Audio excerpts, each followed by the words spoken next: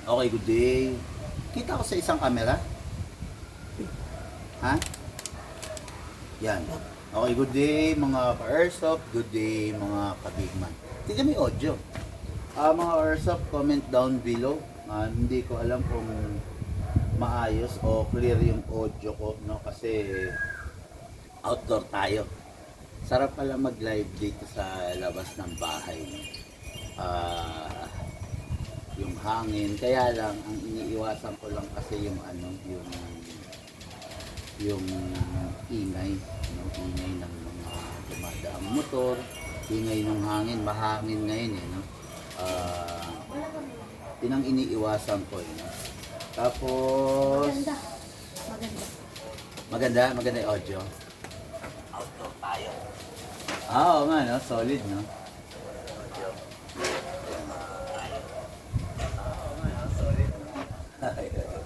Okay. Anyway, mukhang okay naman yung audio natin. No? Ngayon, continuation to nung nire-review and unbox natin kanina. Pero ano mga airsoft na nakita ninyo yung kalangitan, nakita ninyo yung paligid. Maliwanag na, no? Medyo nasa baba si Kaya taas mo na lang dito sa ito ng big man. Yan. Baka hindi ka nakita. Okay, maliwanag na yung kalangitan. So, mukhang okay na yung magiging kondisyon, no? Mukhang okay na yung magiging kondisyon ng panahon. Sana dire-diretso, sana magpatuloy, sana wag nang sumungit yung panahon, no? Yan lang rin naman syempre ang gusto natin, no? Na yung paligid natin maging maging maganda, okay, ang panahon, no? Para yung mga kababayan natin na, yun nga, tulad ng sabi ko, kababayan natin na nasa lantak, makabangon na dahan-dahan, no? Okay, yun, puro pagkain yan, Okay, unit to ng ating ka-airsoft Abner Alarcon? Tama ba? Abner Alarcon? Okay, minsan may nagpapashoutout sa atin Alarcon di ba? No, ayun, anyway, no?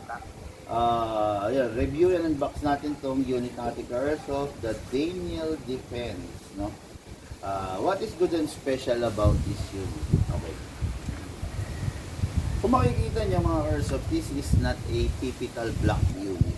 This is a gray. Napakaganda niya. Micro CQB siya. Siyempre pag micro CQB, maliit lang. Hindi naman talaga siya ganun kahaba. Okay? Ano ba yung mga downside ng mga unit na maiiksi? Alam niyo naman yan. Ano yung downside pag yung unit maiiksi? Maingay. Ayun, tama yan. Mas maingay siya kesa dun sa mahaba, no? Kasi mas aggressive na siya, diba? Ano pa yung mga downside? Mas accurate yung mahaba. Mas aggressive siya, mas malikot siya, no? Pero in the end, at the end of the day, pare-pares namang rifle yan. It's just that kung naghahanap ka ng mas performance rifle, sa totoo lang talaga, the best yung mahaba. Kaya lang, hindi lahat ng oras, the best naman yung mahaba. Okay? May mga pagkakataon, may mga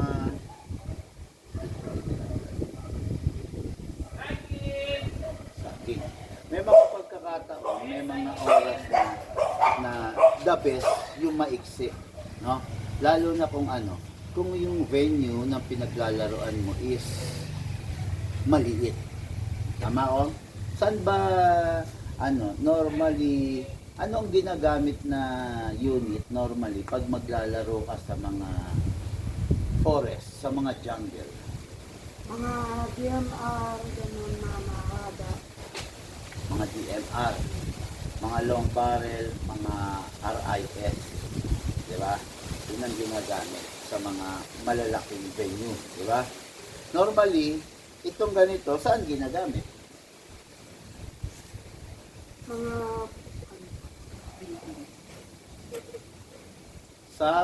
Saan? Sa maliliit na venue. Siyempre, ano ba yung mga maliliit na venue? Mga Building. building haunted house. Haunted house. Haunted house daw. Mga building, mga lugar na, let's say, abandoned na school. Diba? School building. Hospital building. O, diba? Yun, doon pwedeng gamitin mga old houses. Diba? Haunted house agad ang... O, siya. Mahirap maglaro sa haunted house. Tumatakbo ka doon eh, madapa ka pa doon. Haunted na nga yun. No? Mahirap maglaro doon sa mga haunted house. Pero yun nga, tulad ng sabi ko sa inyo, talagang napaka the best kung yung gagamitin mong airsoft is fit. Napaka the best kung yung gagamitin mong airsoft is eksakto doon sa paglalaroan mo. Diba? Basta yun ang tatandaan niyo mga airsoft, no? Isakto ninyo yung airsoft na gagamitin ninyo doon sa venue. Hindi lahat ng airsoft is okay sa lahat ng venue. Walang airsoft na multi-purpose, no? Talagang it is very important na yung gagamitin ninyong airsoft ay eksakto dun sa paglalaroan mo. Okay? So katulad dito, this is a micro CQB. Perfect na perfect to kung ang paglalaroan ninyo is masikip na lugar, maliit na lugar, lugar na masasabi natin na hindi ganun kalawak. Tandaan niyo pag halimbawa ganito, okay ba yung audio? Paparanoid tayo na sa audio. Okay. Okay naman. Napaparanoid kami sa audio kasi kailangan namin gumamit ng mic kasi nandito kami sa labas, outdoor. Kung nandun kami sa loob ng shop, kahit hindi na minsan mag-mic pero pag nasa outdoor, kasi kailangan talaga gumamit ng mic para ma-filter natin yung hindi lahat pumasok sa mic. Katulad dito, mapapansin nyo humahangin, di ba? O siya nga pala mga karsa pa, yan makikita nyo bonsai ko. Ano yan? Tamarin. Okay, no? Tamarin yan, yan ang bonsai ko. Nandito ako sa garden ko, no? Dito tayo nagde-demo ngayon. Okay? Saan na ba tayo? May nagpapa-shoutout eh. Wala pa naman. Okay? So, ito. Itong unit na to, full metal mula ulo hanggang baba. Lahat yan, metal na nakakabit yan. Okay? Ang downside, pag ang unit full metal, kailangan, napaka-maingat mo. Bakit? Prone sa pagkakaroon ng gasgas. Halimbawa ito, inilapag mo, kumayod siya. O kaya, isinandal mo, tapos natabig siya. Di ba? Prone sa pagkakaroon ng gasgas to. Kasi full metal. Kasi alam niyo naman na ang full metal unit is painted lang or ano to? Powder coated or cera coated kung tawagin yung mga ganun. Hindi talaga yan ang kulay niya, buong baba. Hindi katulad ng mga hard polymer, hindi talaga magagasgas yun. Kung sakaling magasgas man, hindi siya visible. Kasi hard polymer siya, ibig sabihin, yung materials na ginamit niya hanggang baba, ganun. Color black or color tan. Okay? Ngayon ito, hindi to hard polymer, bagkos full metal ito. Okay? So, ito yung unit, nakikita niyo naman, this is a Daniel Defense. Napakaganda niya, modern type siya mga airsoft, no? Tapos pinalagyan pa ng holographic scope. Actually, dapat to medyo naka-atras pa to. Ang holographic scope is napaka-effective nitong gamitin, lalo na kung assault ka. Kung tumatangkay ka, kung lumulusob ka. Okay? Medyo alangan naman kasi kung lumulusob ka, tumatangkay ka, tapos napaka ano ng dala-dala mo. Napakahaba, kumbaga hindi siya ganun ka easy access. Okay? Pero ito, napakadali. Okay. Kung makikita nyo, di ba? May mabigat siya. pero hindi ganun kabigat na hindi kayang i-maneuver. Kasi mabigat siya, eksakto sa itsura niya. Mahirap kasi yung unit, mahaba, tapos magaang. Medyo ang pangit naman nun. O kaya, maiksi, tapos super bigat. Siya, mabigat siya, pero eksakto lang. Okay? Itong unit na to, ay has an FPS of 340 to 350. Pina-upgrade lang to ng bahagya. Sabi niya, ayaw niya naman ng unit na 500 FPS. So, medyo hinapdian lang natin siya. Kasi kung magtsatsaga naman tayo sa 330, 350, parang mas malakas pa yung mga rifle, di ba? Kaya upgrade lang ng bahagya. I think kung di ako nagkakamali, nasa 420 to yung FPS nito, no? So, start tayo? Sige, start na tayo. Kunin natin yung mic. Okay, patong mo na dyan. Okay, no? So, this is the unit. So, maglo-load tayo, number 1, ng bala. I-ready natin yung magazine niya. So, this is the magazine. Ang magazine niya, normally plastic. Pero, yung plastic, ayaw natin ibigay sa customer. Ina-upgrade natin siya, pinapalitan natin siya ng metal. Bakit metal? Kasi syempre nga, plastic, napakadaling masira. Halimbawa, kung malalaglag. Diba? Kung metal ang gagamitin natin, metal ang ibibigay natin sa airsoft natin, siguradong tatagal yung unit, siguradong mag-enjoy talaga siya. Kasi metal nga full metal. Pero ang plastic, expected na natin, medyo hindi siya ganun ka-enjoy gamitin. Kasi nga, kung sakaling masira, wala ka na magagawa. Tapon na siya. Di ba? Pero ito, metal to. Actually, itong gagamitin kong magazine, to tell you honestly, nasa 7 years ko nang ginagamit to. Bago pa man din mag-open ng shop ng Big Man noong 2020, ginagamit ko na to. Mga 2 years ko nang ginagamit to. Kaya approximately, 7 years. So far, wala naging problema. Okay, kasi full metal na. Number 1, ang magazine, bubuksan mo sa ibabaw. Yan, dyan mo bubuksan. Tapos, ito. Grabe ang hangin, no? Okay. Tapos dito. Ayan, lalagyan mo siya rito. Ayan. Ngayon, pag napuno na, nakita mong napuno na, enough na yan. Isasara mo na. Okay? Pag sinara mo, good to go na yan. Merong gear sa ilalim, kung tawagin, kinakamot. Ngayon, bigyan natin mo. Meron tayong dalawang klase ng winding. Meron tayong tinatawag na standard winding. Meron din tayong tinatawag na full winding. Full winding, yun yung isasagad mo siya.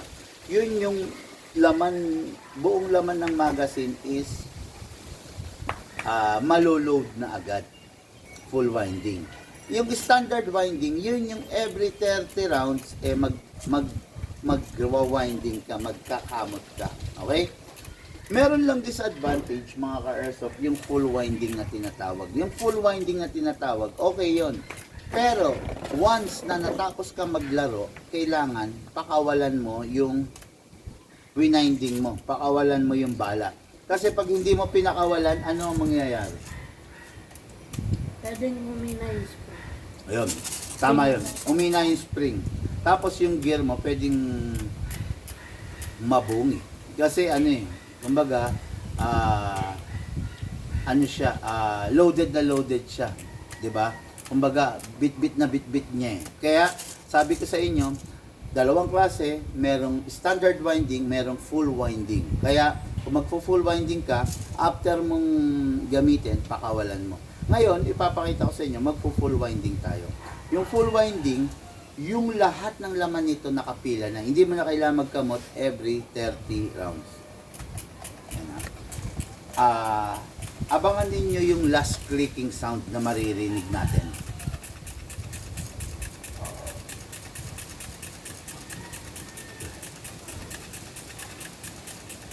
Hindi matagal. Ayun, narinig ko na. Ewan ko lang kung narinig nyo, pero ako narinig ko. Ayan, tingnan nyo. Ayun. Yun. Yun. Rinig? Ayun, naririnig, no? So, ibig sabihin naka full winding to. So, ready na tayo sa magazine. Okay, ngayon, pupunta tayo sa mismong unit. Okay? So, this is the unit. The battery to. Powered by a battery. Meron mga unit na gas type, pero ito, powered by a battery. Gagamit tayo ngayon ng battery na magandang klase, yung upgraded na tinatawag. This is, kung tawagin natin, the LiPoly. Okay? Upgraded to. Ngayon, ang LiPoly, medyo maselan. Okay? Pero siya yung pinaka-effective na klase ng battery. Tatandaan nyo, ulit, maselan siya, pero effective siya. Okay? So, LiPoly, i-charge ninyo ng 2 hours. Pag napuno siya within 2 hours, good.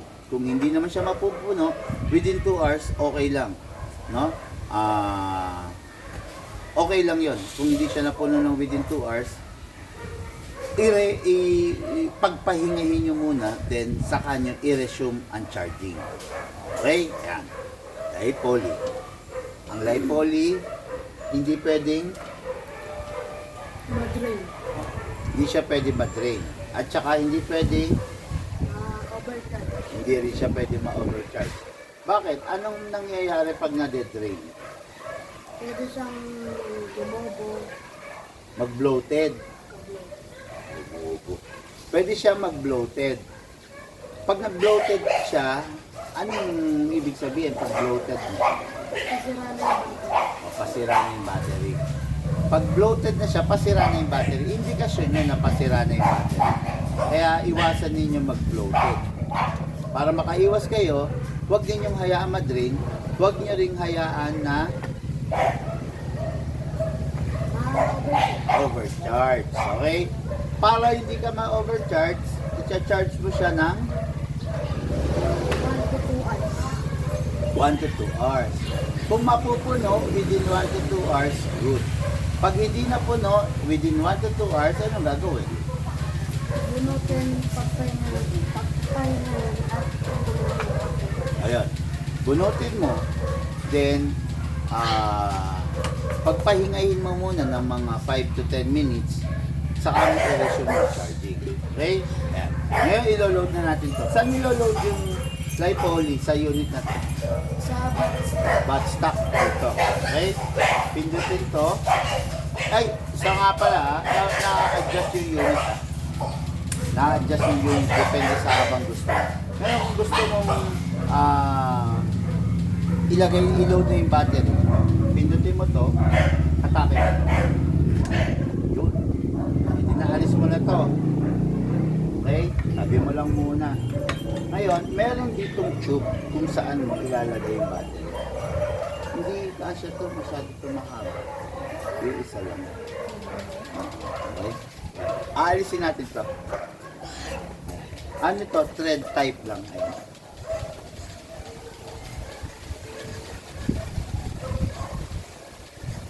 Uy! Okay. Ikaw sa kisalala mo, Para saan? pick up. Nang? Ano daw po pick up? Airsoft po. Isa Sino yan? John Louie. John Louie pangalan. Si mama na lang kausapin mo. Nasaan ba mama mo? Okay, so, itabi ninyo to. Kasi, pag nawala nyo to, masisira yung airsoft ninyo. Ay, pag nawala nyo to, wala kayong mabibili nito. Possible masira pa yung airsoft ninyo. Masira siya dahil naka-expose to naka-open. Iwasan ninyo yan. Okay? So, gamit tayo ng LiPoly. Atake natin to. Pasok natin to, ha? Ipapasok natin to. LiPoly to, ha? Okay.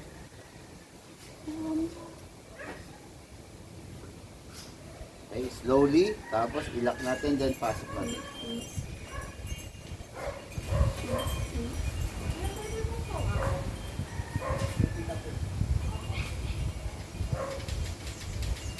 Yun.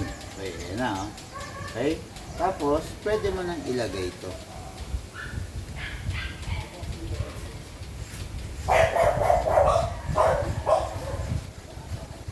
Yan na.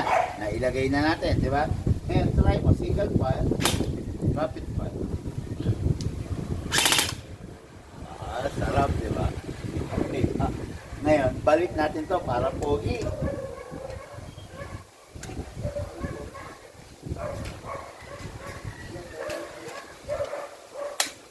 Ayan.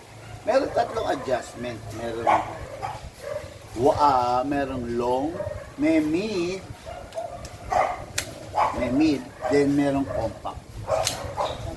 Ako mas gusto ko palagi compact. Hindi ko ganun type yung naka fully extend siya, no? Okay? Dito na. Hindi okay na ngayon. Dako tayo ngayon sa magazine. Siya nga pala, ha? Ano yan? Ano iba? Mali yung pin sa iba. Airsoft? Oo, sabi.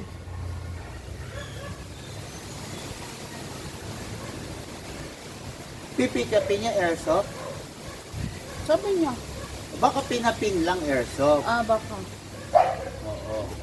Ayun. New York daw sa likod. Nakalikod natin. Dito yung ano. Oo, baka pinapin lang. Okay, ayan na. So, ang isang AED tulad dito, hindi na kailangan ikinakasa. Huwag nyo ikinakasa, huwag nagmamalako kumakin. Okay? Kasi, walang magagawa, walang maitutulong sa unit nyo kung ikakasa nyo. Ang tendency, pwede pa kayong masiraan ng guide, ng spring, ng etc. Okay? Huwag nyo na ikakasa. Ina-access lang natin to pag ikakalibrate natin yung mismong half-up rubber. Pero kung hindi naman kailangan i-calibrate, ulit, hindi nyo kailangan ikasa. Okay? Ngayon, pa-onin natin ang magazine. Pasok natin. Make sure you heard the clicking sound at make sure na hindi na siya malalagay. Ngayon, saan tayo magta-target? Saan? Hindi, ayun, patong mo din. Para makita nila kung gaano ka-accurate yung unit na to. Tapos, naisusum naman, di ba? O mga airsoft, yung mga nanonood sa atin dyan, kung hindi naman po napaka-abala para sa inyo, baka naman pwede, pakishare nyo yung live video natin, no? Para makilala tayo at dumami tayo sa buong community natin, ha? Share dan, sabi ni Alan Villaris, Idol Lucas. Okay, ama. Okay, ha? Ayan, merienda coffee again, sabi niya. Hoy, dadaan ka sa kape. hindi lahat ng oras nagkakape ka. Alan Villaris, masama rin ang kape sa katawan. Minsan magtubig ka rin. Okay, sir, could I ask lang, worth it ba mag-upgrade ng parts ng WE 1911? So may mga upgrade parts ba ang WE 1911? Pablo Valeriano, sasagutin kita ng tama. Ano ang dahilan bakit ka bumili ng 1911?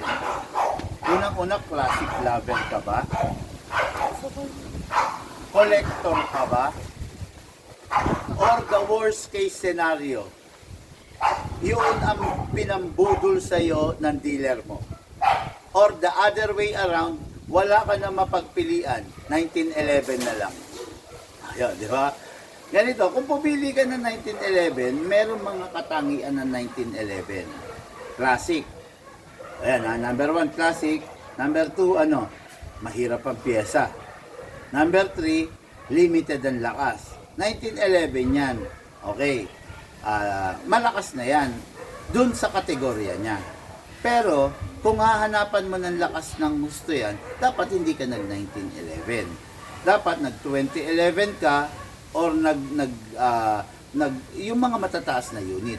Ngayon, kung nag-1911 ka, ako suggest ko lang, kikita ko sa iyo kung bebentahan kita ng piyesa ng upgrade parts. Ano yung dahilan? Bakit mo siya kailangan i-upgrade? Nahihinaan ka ba? Naiinggit ka ba dun sa mga iba na ang lalakas? Kung nahihinaan ka sa kanya, hayaan mo siyang mahina. Bumili ka ng something, bumili ka ng iba na mas malakas sa kanya. Kung talagang hahapitin mo ng upgrade yung 1911, ang katumbas na upgrade ng 1911 is isang unit na. No? Katumbas na ng isang unit ang magiging upgrade mo sa 1911. Totoo yan, bro. Totoo yan, boss. No? Kikita ko sa'yo kung bebentahan kita ng mga upgrade parts. Pero, ang masasuggest ko sa'yo, huwag mo na siyang i-upgrade, hayaan mo na lang siyang ganyan. Kasi, masisirain mo lang siya. Okay? Yung unit mo is AWE 1911, yes, Taiwan yan. Pero hindi ganun katigas ang parts niya. Kung i-upgrade natin yan, i-upgrade lang natin yung certain parts, baka masiraan ka pa ng ibang parts. Nagets mo ba ako? Halimbawa, in-upgrade natin yan. Nilagyan natin ng big bore nozzle. Hindi lalakas. In-upgrade natin, P9 tuning natin, trigger job natin, lalakas. In-upgrade natin ng fixed outer barrel, gaganda ang performance. Ngayon, ang tanong, tatagal ba? Diba? In-upgrade natin, pinalakas natin, pero iniwan natin yung half-up chamber. Diba? Iniwan natin yung disconnector. Iniwan natin yung sear. Diba? Hindi worth it eh. For me, hindi worth it ha. Sorry sa mga 1911 fan dyan. Hindi siguro kayo napaliwanagan. Kung ano yung meron si 1911 na wala sa iba at ano yung meron yung iba na wala sa 1911. Okay? Pasensya na kayo ha, tinanong nyo lang ako, sumagot lang ako ng diretso, sumagot lang ako ng tama.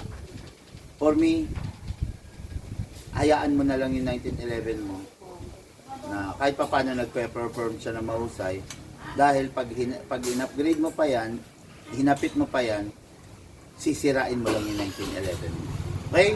So ngayon, firing tayo nito ha. Cyril King, on the way ako dyan, boss. Sino si Cyril King?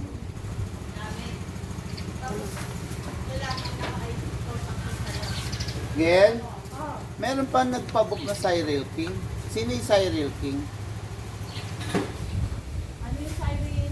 Cyril King. Meron nagpabook? Cyril King?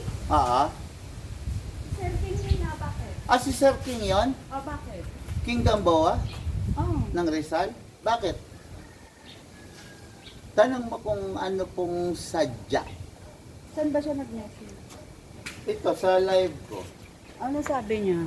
On the way ako dyan, bossing. Tanong mo kung anong sadya kasi kamong ganun. Iwan ko natin cellphone. Pero tawagan mo muna, ha? Off naman, lakas ng 1911, boss. No. 380 FPS niya. Oh? Lakas naman ng 1911 mo kung 380 FPS, sir. Kung 380 FPS, ang pinag-uusapan kasi namin dito, bossing, WE 1911. Ayun, WE 1911. Kung 380 FPS, baka upgraded yung unit mo, no? Pero, ang 1911, hindi mag-FPS ng 380. Suntok sa buwan po yun. Ang 1911 is between, malakas na yung 350 dyan, no? Using 12 kg, hindi siya mag-FPS na 380. Ngayon, kung ginagamitan mo siya ng 14 kg, sinisira mo siya. Sinisira mo siya. Boss, may nangyari sa sniper ko. Agoy. Ano kaya nangyari sa sniper ni Sir? Sir King, may nangyari, boss, may nangyari sa sniper ko. Normal na kinakasira ang sniper pag naiwan na nakakasa. Pag iniwan na nakakasa, tapos imposible naman na magkaroon ng mga dumi. Ngayon, kung nagkaroon ng dumi, Papagawa niya daw sniper. okay, iiwan niya yan. Yan. Ngayon, kung nagkaroon ng mga dumi, yun. Anong naging problema kaya, bossing? Naging slam fire, bumibitaw. Pag bumibitaw, naiwanan niya na nakakasa, no? Bumaon. Tama? At saka, kung naging slam fire, pag kinakasa mo, bumibitaw siya, yun yung slam fire. Tayo dyan. Anyway, ayun, no? Pag naging slam fire, yun nga yung problema niyan, ha? Tapos, isa pa, ano ba yung sniper nito? WE boss, 14 gauge gamit ko, hehe. Nasira na cell boss. Ayan, no? W, 14 kg gamit niya. Tigas lang ulo, no? Yan. Ako kasi sinasabi ko sa mga WE, huwag nyo gagamitan ng 14 kg. Yun. Eh, ginamitan mo ng 14 kg. Nasira na cell boss, pero DIY ko, boss. Goods na ngayon. Okay. Hindi ginagamitan ng 14 kg ang WE. No? Walang unit ang WE na pwede mong gamitan ng 14 kg. Medyo matigas lang ang ulo nyo, eh wala akong magagawa doon. No? Tatandaan nyo to, lagi ko sinasabi to. Believe me now, you will thank me later. Okay? Pero wag mo akong paniwalaan, disregard what I am saying, I will laugh at you later. Kung nung una pa lang, naniwala ka sa sinabi ko, huwag mong gagamitan ng 14 kg ang W. Eh, ginamitan mo.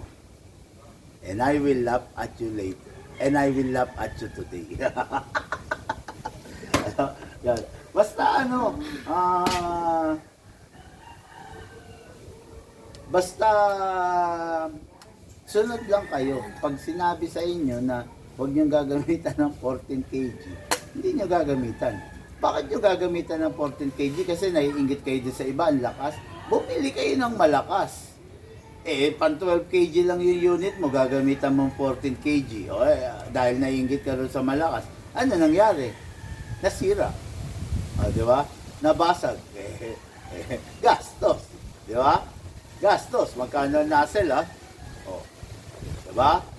Magkano nasel ng WE? 1.7? 1.8? O, eh, syempre, ginamitan mong 14 kg. Susunod na dyan, blowback housing mo na. Pag nabasag na ang blowback housing mo na, magkano blowback housing? Tatabi mo na lang yung unit mo. Tatabi mo na lang siya kasi hindi mo na magagamit. Okay? Kasi, warak ha? Okay, sino to? May TM Glock 17 din ako. Next target is 2011. Ayan, katulad yan. TM na Glock 17. Sino to? Fabio Valeriano. Bossing Fabio, TM Glock 17. Anong ginagamit mong gas dyan sa TM mo? Ano nga lang,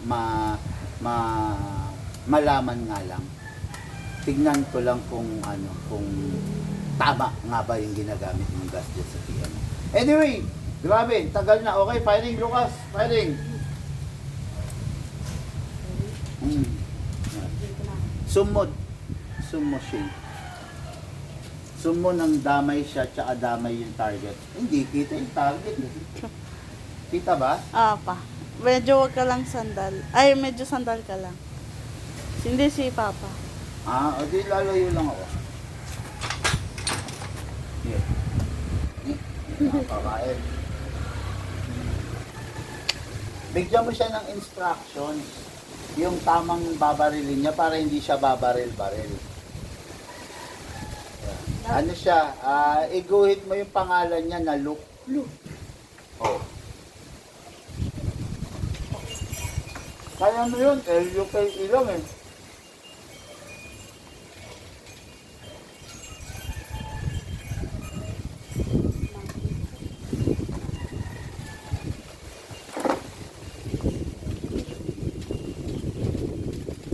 Tayo.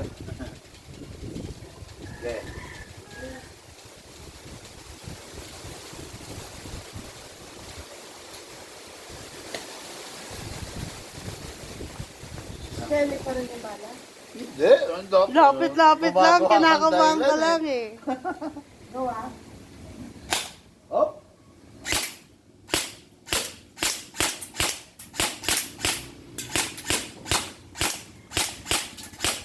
Sabi ko, iguhit mo yung pangalan mo.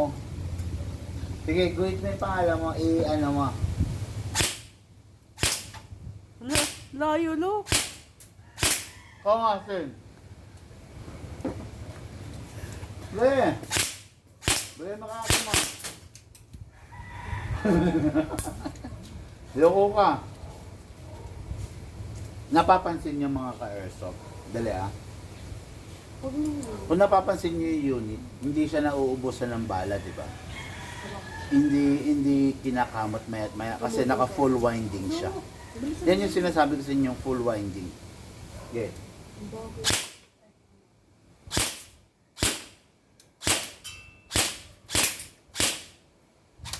Naka-zoom ba doon? Naka-zoom doon. Hindi pa. Kita si Luke. Zoom ko ba? Zoom mo Sa akin sana. nakasum. Hmm. Sa akin nakasum. Ayan. Naka-zoom yung ano ah. Whitney Blight na mamoy dito ah. Ayan, ayan. Masama na daw. Wait. Uy.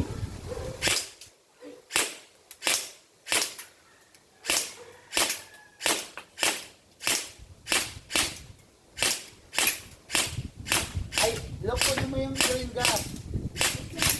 Dali. Uy. Yung green gas, kunin mo, itayo mo. Tingnan natin kung kaya ni ate mo. Basic. Dali, yung tatlo, tayo mo doon. Tingnan ko nga.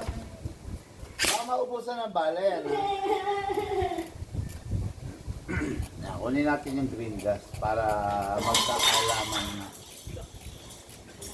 134 air lang, sir. Kasi plastic. Slide lang. Ah! Tama. Galing. Galing ka. Magaling. Malupit. Tama yan. Sabi mo, 134 air. Tama yan, bossing. 2 thumbs up for you. Masunurin ka. Ah, Ring. Kailangan, Ring. yan, dyan ka sa pader. Dyan ka sa pader. Yan. Kailangan, tagi-tigi isang bala lang.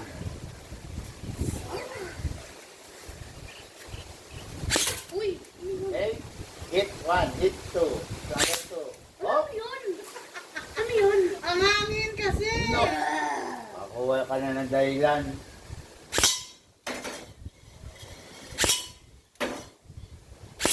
Ano? Uy, huwag mo kulugin! Ay, dami na. Okay, next, look. Ah, tayo nga. Naglaro na tayo. Pwede. Oh, una.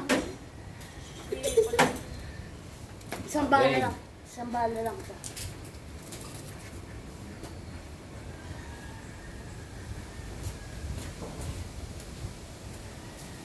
Ay, oh. Ay, latay dyan, ay.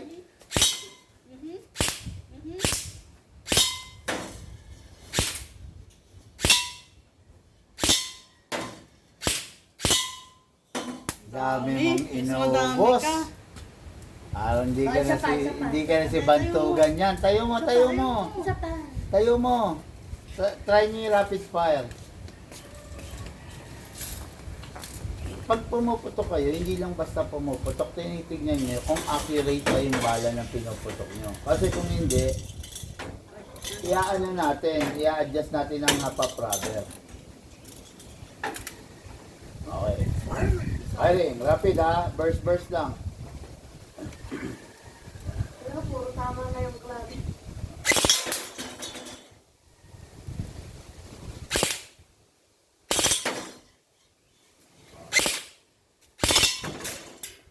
Tayo nga. Ring. Ako na. Si Lucas naman daw, si Lucas. Tingnan natin.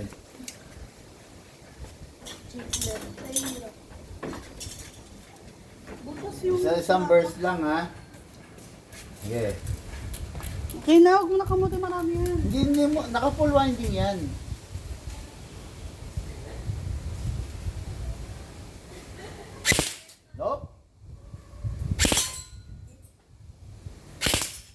Lulu. Ano?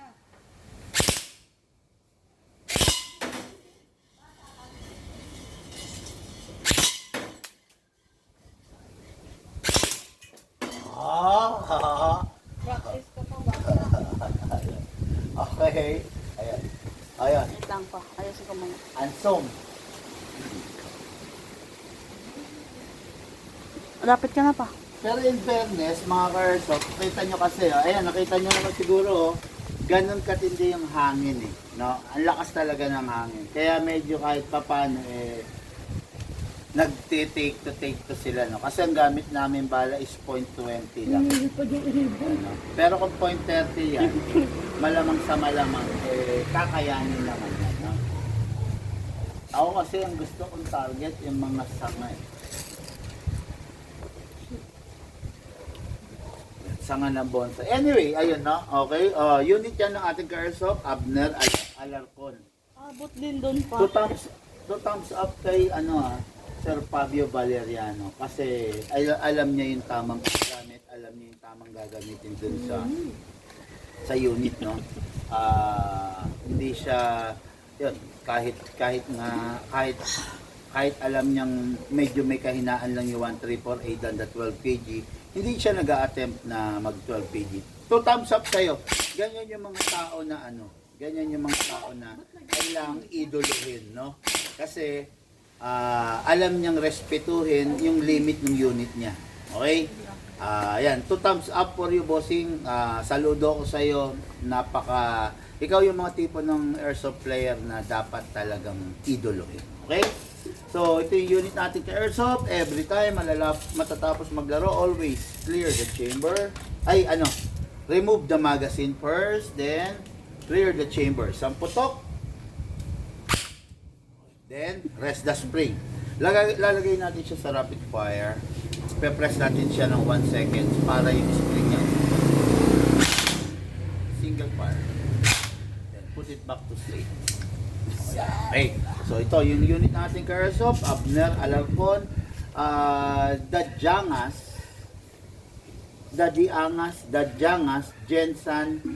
General Santos City. Okay? So ito na po, ready for packing and ready for shipping. Mga Airsoft, sabi ko nga kung hindi naman napakalaking abala para sa inyo, share nyo po yung live video natin para kumala tayo sa community. Okay?